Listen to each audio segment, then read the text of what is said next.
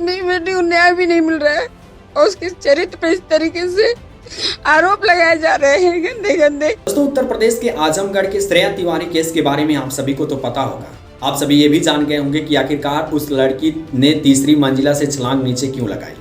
लेकिन इस वीडियो के अंदर हम आपको इस न्यूज की जड़ तक जाकर कुछ बातें बताने वाले हैं और आपको बताएंगे कि आखिरकार असली वजह रियलिटी क्या थी कि उसने तीसरी मंजिला के छत से नीचे छलांग लगाई और उसकी जान चली गई।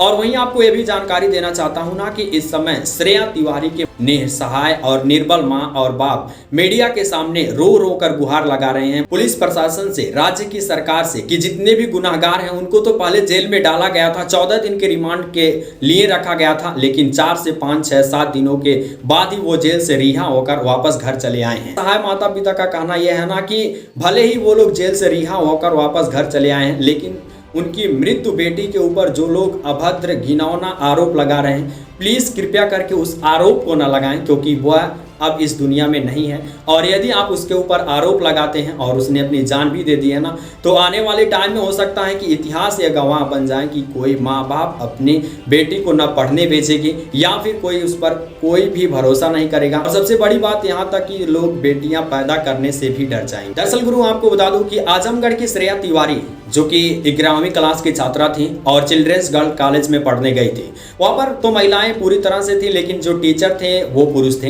हालांकि सबसे बड़ी बात यहाँ पर महिला और पुरुष की तो बात स्टार्टिंग में कही जा रही थी, लेकिन तह तक जाने के बाद से पता चला ना टीचरों को कोई ना कोई उनको बताया था कि इस लड़की के बैग में कुछ ना कुछ इंग्रेडिएंट ऐसे भी रखे हुए हैं जो कि पूरी तरह से आपत्तिजनक है। मतलब आप समझ सकते हैं, कहा जा रहा है कि उसके बैग में फोन मिल सकते हैं या फिर कंडोम्स मिल सकते हैं, ऐसी बातें कही जा रही हैं। अब उसके बाद से जब टीचर को ये बातें भनक लगती हैं तो टीचर बस पर्सनली उसी का बैग नहीं बल्कि पूरे स्कूल के बच्चों का बैग चेक करवाना स्टार्ट कर देती है। सबसे बड़ी बात आपको यहाँ ये बता दूं ना कि जो बैग चेक करने का पूरा मोटिव था ना, उसी लड़की का बैग चेक करने का था। मतलब अब पर्सनली तो सीधे कहा नहीं जा सकता कि तुम अपने बैग में यह सामान लेकर आई हो इसलिए तुम्हारा बैग चेक किया जा रहा है, लेकिन पर्सनली ना कहते हुए टीचर्स ने पूरे विद्यालय के बच्चों का बैग चेक करना स्टार्ट कर दिया। अब बैग जब चेक होने लगा तो जाहिर सी बात है कि जब इसके बैग में पहले से ही अब कोई रख दिया था या फिर कहाँ से आया था या फिर इसी लड़की ने रखा था, तो जब इसके बैग में है तो जाहिर सी बात है मिल जाएगा। अब गुरु जब बैग में इसके सामान मिल जाता है ना, एक मोबाइल और कहा जा रहा है कि कंडोम्स भी मिले थे। अब मिल जाने के बाद से महिला टीचर्स प्रधानाचार्य थी, उन्होंने उनको बुलाया और बुलाने के बाद से लगभग 1 से 1.5 घंटों तक ऑफिस के अंदर इतना ज़्यादा उसको टॉर्चर किया गया ना कि उस लड़की का मतलब दिमाग पूरी तरह से घूम गया। अब दिमाग घूमने के बाद से उसको ना आन दिखा ना तान दिखा, वो सीधे जाकर तीसरी मंजिला से छलांग लगाकर नीचे गिर गई। हालांकि रास्ते में कई लोगों ने उसको रोका कि आखिरकार तुम जा कहाँ रही हो, लेकिन उसने किसी की बात नहीं सुनी और तीसरी मंजिला से जाकर छलांग लगाकर नीचे गिर गई और अब उसकी जान चली गई।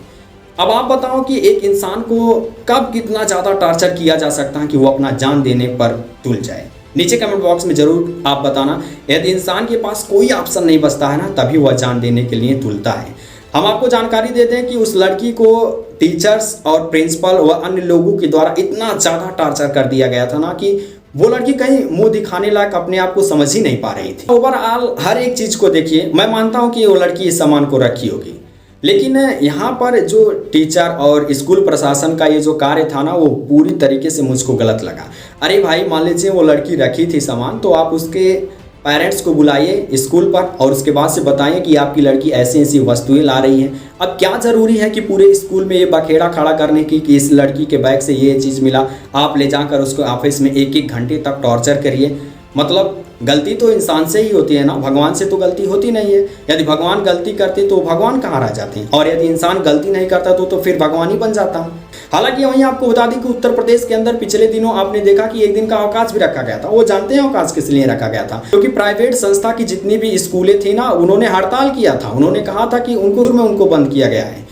अब स्कूल पे बच्चे आते हैं तो उनको माइनॉरिटी सिखाई जाएगी, लेकिन हाँ मैं मानता हूँ माइनॉरिटी सिखाई जाएगी, लेकिन इतनी भी माइनॉरिटी नहीं सिखाई जाएगी कि कोई बच्चा अपना जान देने पर तुल जाए। फिलहाल गुरु इस वीडियो में इतनी इन्फॉर्मेशन, लेकिन वीडियो को खत्म करने से पहले मैं जरूर आप यदि पेरेंट्स हैं तो आपसे एक हाथ जोड़ के गुहार करना चाहता हूँ, या फिर आप किसी लड़की के भाई हैं या फिर आप खुद लड़की हैं ना, तो आपसे हाथ जोड़कर मेरा गुहार है कि यार गलती बस इंसान से होती है, भगवान से नहीं होती है। कोई भी गलती हो ना उसको मैनेज करना चाहिए, हैंडल करना चाहिए कि इंसान अपना जान ना दे, क्योंकि ये जान ना बहुत प्यारा होता है, बहुत कीमती होता है। और हर एक मुश्किलों का सॉल्यूशन जान देना ही नहीं होता है, आपको परिस्थितियों से ज़रूर लड़ना चाहिए। क्योंकि ये जो दुनिया है ना, आप क्या करेंगे क्या नहीं करेंगे वो 4 से 5 दिन 10 दिन, बहुत हुआ तो 1 महीने ट्रेंड में रहेगा, उसके बाद से कौन क्या कर रहा है सब भूल जाएंगे, सब अपने में मस्त हो जाएंगे। ध्यान में रख कर यार, जान कभी नहीं देना चाहिए, लास्ट ऑप्शन कभी नहीं बचता है। फिलहाल इस वीडियो में इतनी इन्फॉर्मेशन। और हाँ दोस्तों, यदि आपने अभी तक ट्रेंडिंग विद यश को सब्सक्राइब नहीं किया ना, तो प्लीज़ यार सब्सक्राइब कर लो, क्योंकि मैं आपका छोटा भाई हूँ, मैं भी मिडिल क्लास फैमिली से बढ़कर थोड़ा सा आप लोगों के सपोर्ट से ऊपर आना चाहता हूँ। तो प्लीज़ सपोर्ट करो यार, और वीडियो को लाइक करके ज़्यादा से ज़्यादा शेयर करो ताकि मैं ऊपर आ सकूँ। और हाँ, लाइफ में कभी आपके भी कुछ हेल्प हो तो ज़रूर आप मुझे बताना, मैं ज़रूर हेल्प करूँगा। मिलता कुछ अन्य वीडियो में अन ट्रेंडिंग टॉपिक के साथ, तब तक के लिए tata, take care, good bye, जय हिंद, जय भारत, वंदे मातरम।